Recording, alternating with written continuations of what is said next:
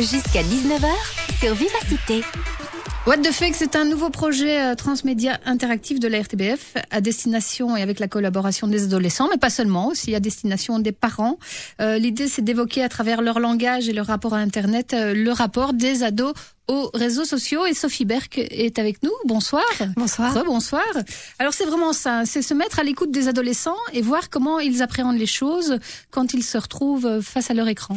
Oui, c'est ça. C'est vraiment un projet pour et par les ados. Donc, le but, c'est de mettre leur ressenti à eux au centre des attentions. Donc, c'est pour ça qu'on a créé ce projet qui permet alors, du coup, à la nouvelle génération, les 13-18 ans, de s'exprimer sur toute une série de sujets liés à leur mode de communication sur les réseaux sociaux et aussi sur le web. Donc, voilà, on a tout un panel de thématiques qu'ils vont pouvoir aborder pendant 12 semaines jusqu'à fin avril de cette année. Alors, ce qu'on va faire, peut-être, Sophie, c'est écouter un extrait du premier épisode de What the Fake et puis après, on discutera du contenu et de la manière dont vous procédez justement pour les faire collaborer. Ma mère veut me rajouter sur Facebook. Encore. Oh, putain, je crois que j'ai pas fermé mon profil en plus. Moi j'ai mes parents sur Facebook, c'était une condition pour que je sois sur Facebook. Je suis contre parce que je trouve que c'est un peu une atteinte à la vie privée. Ni pour ni contre, mais à un certain âge je pense qu'on a le droit de savoir, de publier ce qu'on a envie et on n'a pas besoin d'avoir notre avis de parents pour tout non plus. C'est quoi le problème? Tu veux pas être pote avec ta mère sur Facebook? Mais non, mais combien de fois je vais devoir expliquer que ma vie facebookienne n'a rien à voir avec ma vie de famille? En plus, t'imagines si je l'accepte? Mon Facebook est ruiné, mec. Ma mère sur Facebook, je pourrais l'accepter, mais ça sert à rien quoi. Je vis avec elle. Mais moi au début j'avais mon père, je l'ai enlevé parce que ça m'énervait tout ce qu'il publiait. Non mais dès que tu ramènes quelqu'un de ta famille, tout le monde se rajoute. Je te parle même pas des dîners de famille, parce que quand tu dois justifier des dossiers Facebook en famille, c'est là que ça devient moins funky. Et c'est là que tu repenses à toutes les conneries que t'as pu mettre sur Facebook. Il faut aussi gérer si on met ses parents sur Facebook, pas dire n'importe quoi. Voilà, ça s'appelle What the Fake. C'est un projet que vous retrouvez évidemment sur les réseaux sociaux, mais aussi en télévision, avec des déclinaisons en radio pour des débats un peu plus à l'adresse des parents. On va en parler plus tard. Je me tourne vers le plus jeune.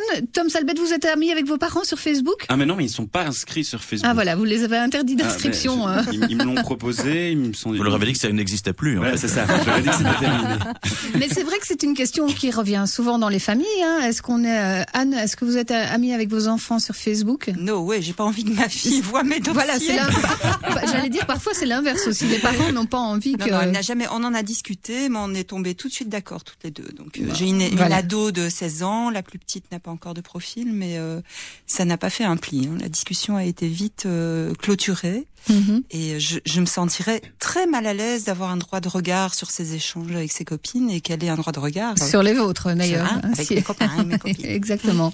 Alors Sophie, ça c'est le premier épisode. Oui, effectivement, ça c'est le premier épisode qu'on a tourné la semaine passée et qui a été diffusé juste à la suite parce que le but aussi c'est de tourner en temps réel. Donc on lance la thématique début de semaine, on tourne l'épisode dans différentes villes en Fédération Wallonie-Bruxelles le mercredi après-midi et puis on met en ligne le vendredi soir pour continuer à débattre sur le sujet pendant le week-end avec les ados. Et donc là, c'était effectivement le premier épisode.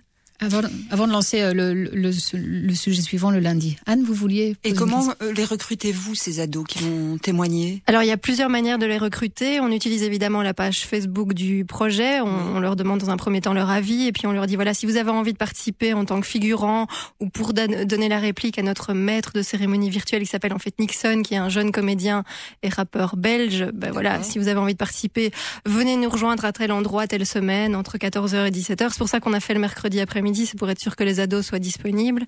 Et puis il y a un jeu en fait sur le site internet aussi où ils peuvent venir participer et donner leur avis. C'est un mélange entre vraiment vous parlez du maître de cérémonie et aussi d'ados rencontrés dans la rue, qui c'est du micro-trottoir presque parfois. Donc il y a un mélange dans les web épisodes de deux genres différents. Effectivement, il y a les ados qu'on recrute avant, on fait des castings et donc voilà, ceux qui sont intéressés peuvent venir. Évidemment, quand on tourne, il y a toujours des ados qui sont un peu intéressés, qui se demandent voilà, qu'est-ce qui se passe.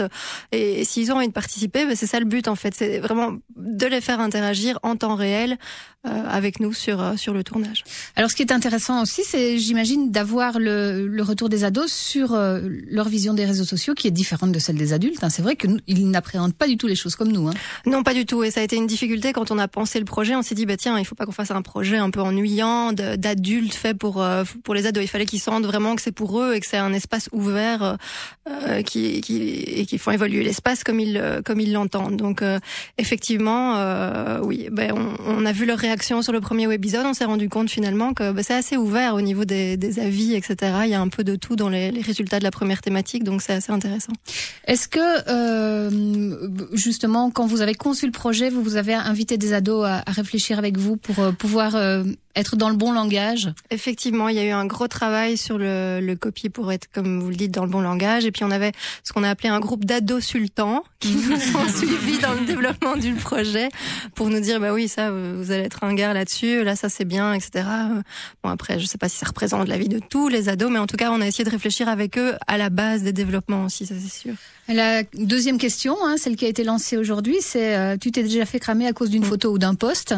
C'est du langage ado, mais c'est vrai que pour les parents, se faire cramer, ça veut peut-être pas dire grand-chose. Qu'est-ce que ça veut dire exactement Donc là, on avait vraiment envie de réfléchir sur l'image de soi sur Facebook, l'image que l'ado peut avoir. Bah tiens, pourquoi est-ce qu'ils font ces photos en selfie? Pourquoi effectivement ils mettent des images un peu borderline? Et on voit que dans la manière dont nous on les approche, donc on les accoste avec ces questionnements, voilà, ça nous paraissait important d'utiliser du vocabulaire qui leur parle, même si un adulte pourrait se dire c'est quoi ce truc, mais finalement c'est un site vraiment pour les ados.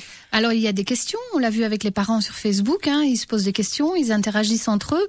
Est-ce que l'idée c'est de leur faire se poser la question et y réfléchir après, parce qu'il n'y a pas vraiment de réponse apportée au final d'un épisode? Disons que le webisode essaye quand même de donner un semblant de réponse, même si les débats continuent les jours après. Et nous, en fin de semaine, ce qu'on fait, c'est qu'on met aussi en avant les réactions les plus intéressantes pour donner une sorte de conclusion à la thématique de la semaine, pour que les ados puissent se dire tiens, moi j'ai réagi et finalement qu'est-ce qui s'est passé et quelle est la conclusion de ma réaction à la suite en fin de semaine. Il faut que les parents puissent comprendre aussi. Donc, vous n'êtes pas complètement dans le langage ado. Vous êtes dans les web épisodes juste entre les deux. Il y a... disons que c'est vraiment un projet transmédia et c'est ça qui est intéressant, c'est qu'on peut utiliser les forces de frappe de chaque média, les réseaux sociaux, le site, Twitter pour aller chercher les jeunes. On aura aussi des émissions en radio sur Vivacité justement pour toucher plus les parents. La vie du bon côté avec Sylvie Honoré. Voilà. Sylvie Honoré, et puis il y aura un documentaire en télé à la rentrée de septembre, il y aura les webisodes passent aussi sur la 3 en TV, donc ça nous permet évidemment de toucher un panel, même si la cible principale reste les ados, mais on avait envie aussi que les parents essayent de comprendre ce qui se passait dans leur tête sur toute une série de thématiques. Je pense que ça intéresse beaucoup de parents d'aller voir ce qui se passe dans la tête de son enfant qui est parfois devant un écran à longueur de soirée ou de week-end, en faisant des choses que on n'approuve pas toujours en tant que parent.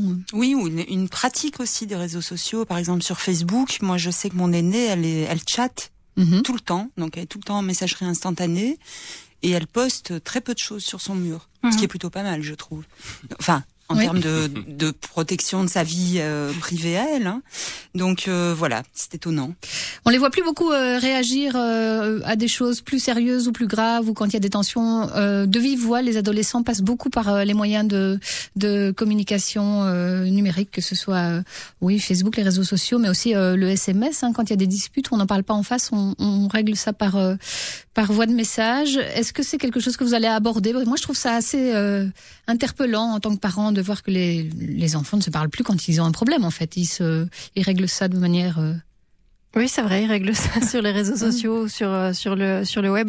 Oui, c'est une thématique qu'on va aussi aborder, bien sûr. Et puis il y en aura d'autres. Il y aura aussi le souci avec les rumeurs sur Internet, la télé-réalité, l'hypersexualisation, la publicité. Qu'est-ce qu'ils en pensent? Est-ce qu'ils se sentent envahis? Enfin voilà, il y aura toute une série de thématiques. Et ce qui est hyper important aussi, c'est que ce sont des thématiques élastiques. C'est-à-dire que si on se rend compte à un moment donné que les ados nous demandent de parler de quelque chose qu'on n'avait pas prévu à la base, parce qu'évidemment on peut pas tout prévoir, on se donne les moyens de modifier le scénario de départ pour faire en fonction aussi de leur avis et de ce qu'ils demandent en fait. Voilà, vous avez deux scénaristes qui vous accompagnent, dont Cody, on connaît bien sur Vivacité, et Valérie Magis, c'est ça? Voilà, Valérie Magis, c'est la showrunner, on va dire l'auteur du projet, celle qui l'a pensé, et Cody Kim qui est le co-scénariste et qui aussi accompagne Nixon, parce que pour un jeune comme Nixon qui a à peine 20 ans, c'est pas toujours évident non plus de se retrouver comme ça du jour au lendemain dans la lumière, dans un projet comme ça de la RTBF. Donc Cody est là pour le coacher. Pour jouer le grand frère un peu. Voilà, pour jouer le grand frère.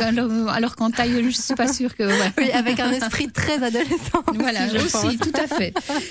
Il y a évidemment une page Facebook What the Fake, il y a un compte Twitter et je pense que le meilleur moyen aussi peut-être pour retrouver l'ensemble des informations, c'est d'aller sur le site RTBF. Voilà, sur le site rtbf.be/whatthefake et là il y a toutes les infos, le chat, le jeu chaque semaine, les vidéos, voilà, il y a tout ce qu'il faut. Si vous êtes parent, vous pouvez évidemment réagir. Si vous êtes parent, vous pouvez aussi faire connaître le projet à vos enfants et les inviter peut-être à réagir. Et Régis nous dit sur Twitter que les parents non plus ne se parlent plus toujours en direct. Ça c'est pas complètement faux non plus. 18h, 19h, à vos postes. Tom Salbette, une étude qui révèle